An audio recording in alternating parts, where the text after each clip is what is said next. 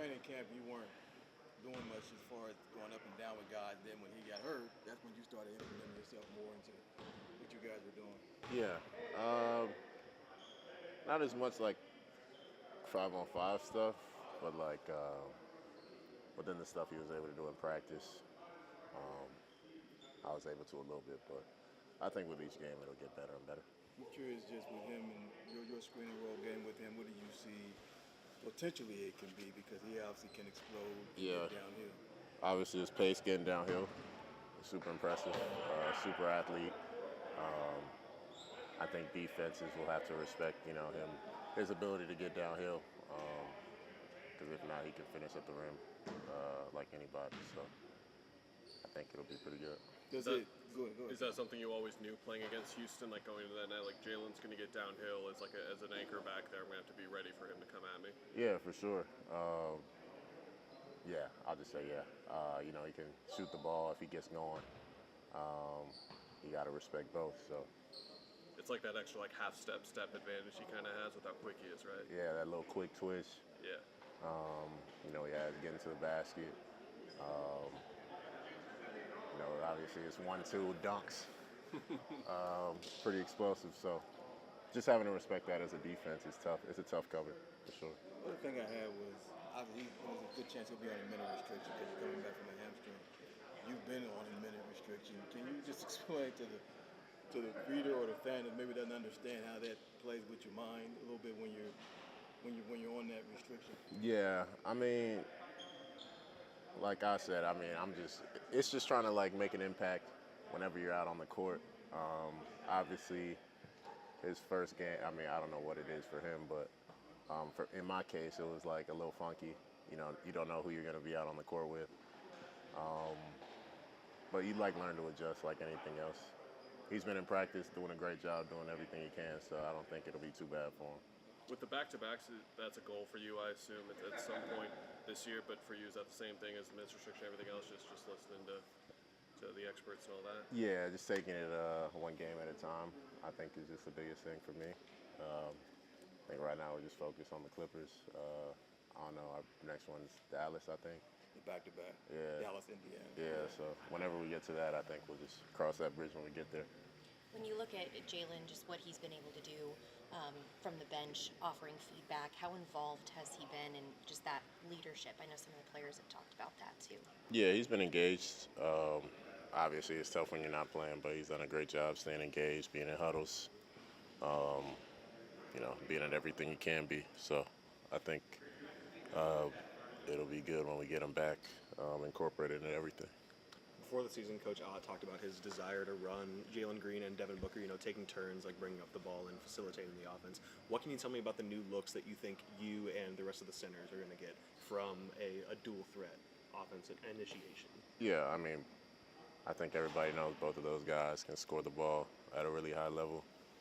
Defenses have to pay attention to both of them, so I think that'll make our lives as bigs a little bit easier. That's just one more person you got to worry about. So. Mark, when you look at the offense, guys obviously when you're rolling they want to tag you, but when you guys have so much movement going around, do you feel like that's opening windows that usually aren't there if you're just kind of static with spacing? Yeah, it's like anything, it's just a lot to keep up with. When you're constantly moving, defenses have to, keep track of you, keep track of the ball, keep track of help side.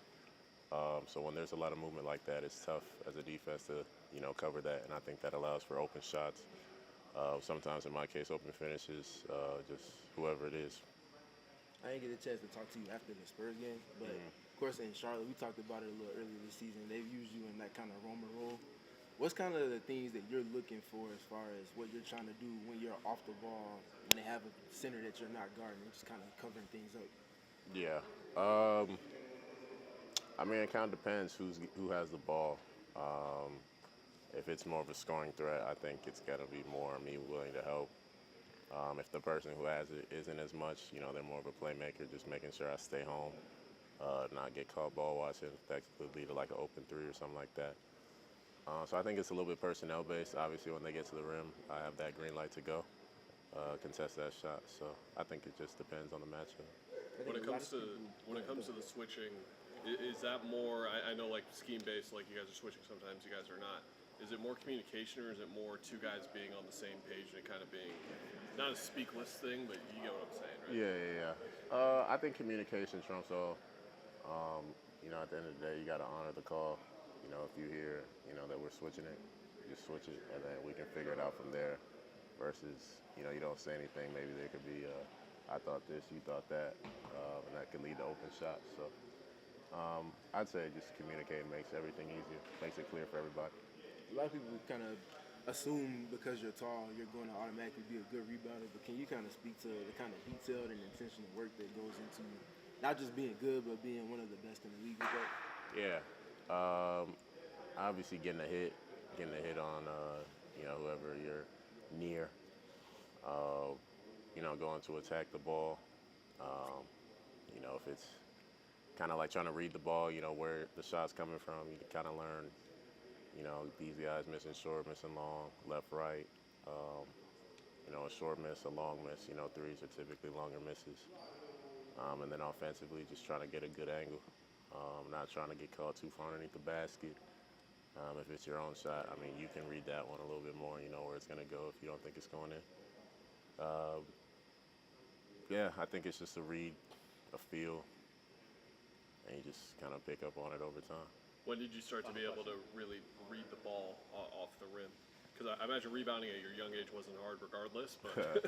Yeah, I think when you're younger, it's just if you're taller. But I think the older you get, people are, better at it. I wouldn't know when in particular. I think you just kind of learn with each year playing. Just kind of learn shots and angles and everything. Did you ever do the crazy Rodman thing where you had a friend shoot for you so you could watch the ball bounce? Nah, but at Duke we had the little I don't know what it's called, like the little bubble. Like the shot can't go in. There's like different things on top of the rim, so the ball can bounce any certain way. So that's really one where you learn to go get it. Yeah, no, that's really it. Yeah. Thanks, Mark. Appreciate you. There's been a few already this year.